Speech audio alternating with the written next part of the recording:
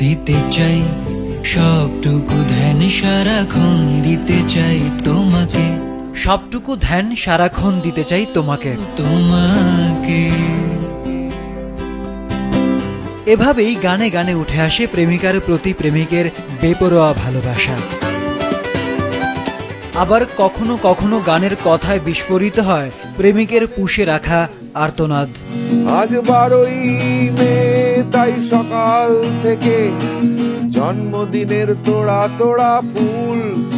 আবার কখনো কখনো গান হয়ে ওঠে প্রতিবাদের ভাষা, গলায় ভেসে আসে আক্ষেপ আর অভিমানের সুর।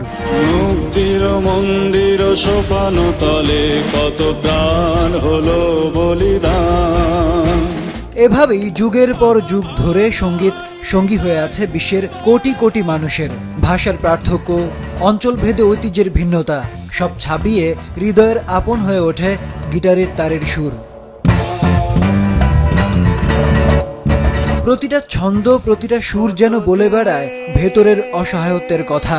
আমি একটা চিন্তালাস, কাটিস তারে জংলার বাস। বলে ওঠে ছেলেবেলার স্মৃতি কিংবা মাকে হারিয়ে অবহেলায় অনাদরে বেঁচে থাকে যে সন্তান, তার কথা। রাতের তারা আমায় কি তুই বলতে পারি, কোথায় আছে, কেমন আছে। প্রতিটা মুহূর্ত, প্রতিটা দিন সুরের মূর্ছনায় লাখো কোটি শ্রোতা মেতে থাকলেও একটি বিশেষ দিনকে বেছে নেওয়া হয় বিশ্ব সঙ্গীত দিবস হিসেবে। দিনটি 21 জুন। এখন আর কেউ আটকাতে পারবে না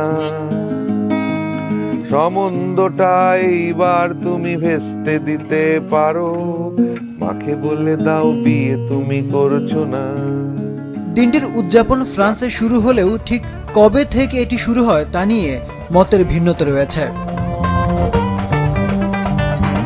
1981 সালে ফ্রান্সের তৎকালীন সংস্কৃতি মন্ত্রী জ্যাক ল্যাং ফ্রান্সের প্রথাগত ধারাকে ভেঙে নতুনত্ব আনার সিদ্ধান্ত নেন।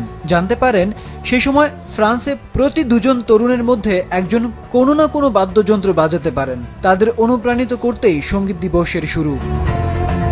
কেউ কেউ বলে থাকেন 1976 সালে সঙ্গীত শিল্পী জোয়েল কোহেন গ্রীষ্মকালকে উদযাপনের জন্য সারা রাত গান চালিয়ে যাওয়ার প্রস্তাব করেন। সেই প্রস্তাবের ফলাফল হিসেবে আসে 21 জুন, যে বিশেষ দিনটিতে সঙ্গীত প্রেমীরা মেতে ওঠে সুরের মূর্ছনায়।